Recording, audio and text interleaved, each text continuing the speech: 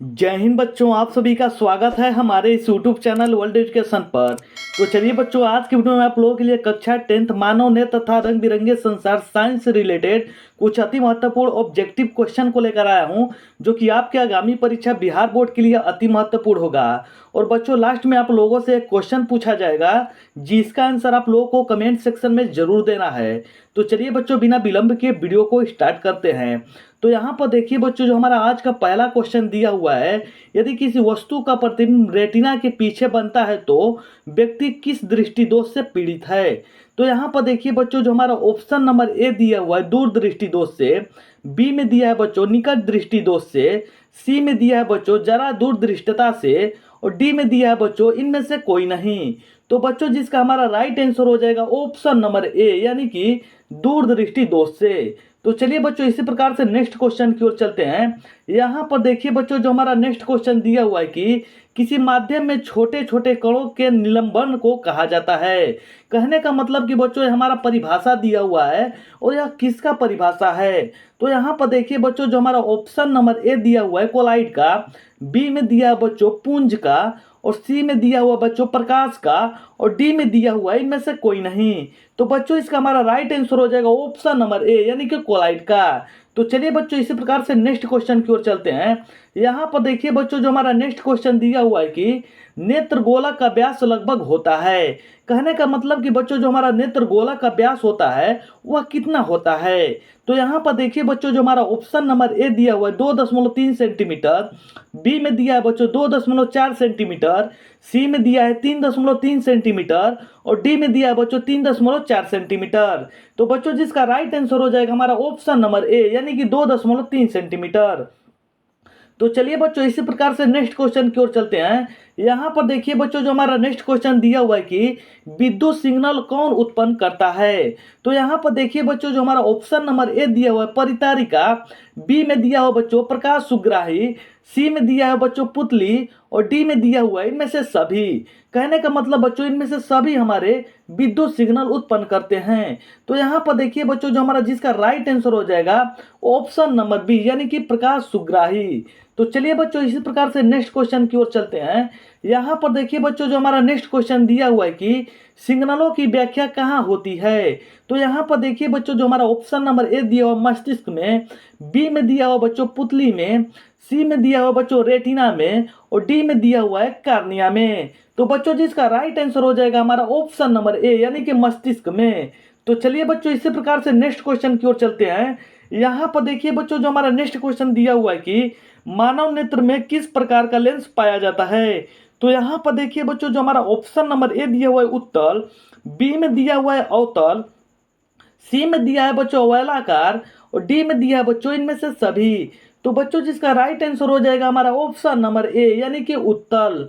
तो चलिए बच्चों, इसी प्रकार से नेक्स्ट क्वेश्चन की ओर चलते हैं। यहाँ पर देखिए बच्चों, जो हमारा नेक्स्ट क्वेश्चन दिया हुआ है कि पुतली के साइज को नियंत्रित करने वाला गहरा पेशीय डायफ्राम क्या कहलाता है।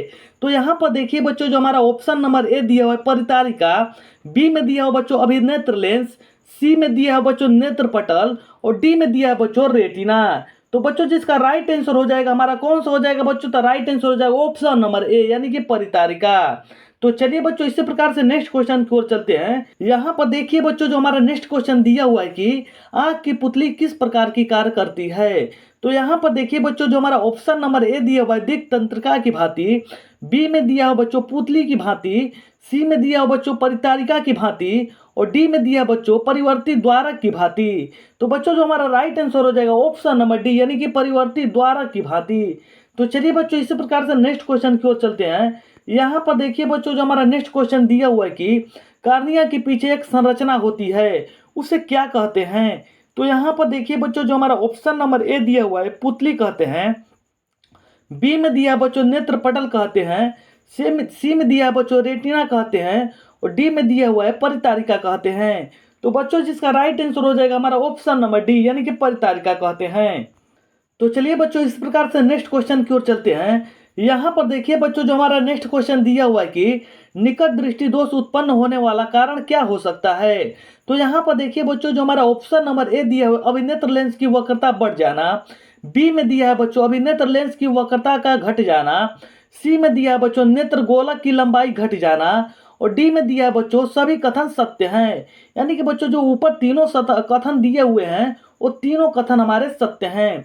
लेकिन बच्चों जिसका हमारा राइट आंसर हो जाएगा 10वां का ऑप्शन नंबर ए, यानी अभिनेत्र लेंस की वक्रता बढ़ जाना। तो चलिए बच्चों इसी प्रकार से नेक्स्ट क्वेश्चन की ओर चलते हैं। यहाँ पर देखिए बच्चों जो हमारा नेक्स्ट क्वेश्चन दिया हुआ है कि निकट दृष्टि दोष दूर करने के लिए किस लेंस का व्यवहार होता है। तो यहाँ पर देखिए बच्चों जो हमारा ऑप्शन नंबर ए दिया हुआ है उत्तल, बी में दिया है बच्चों अवतल, सी में दिया हुआ है समतल, और डी में दिया हुआ है सभी। तो बच्चों जिसका राइट आंसर हो जाएगा हमारा ऑप्शन नंबर बी, यानी कि अवतल। तो चलिए बच्चों इसी प्रकार से नेक्स्ट क्वेश्चन की ओर चलते हैं। यहाँ पर देखिए बच्चों जो हमारा नेक्स्ट क्वेश्चन दिया हुआ है कि आंख में प्रवेश करने वाले प्रकाश की मात्रा को नियंत्रित करता है।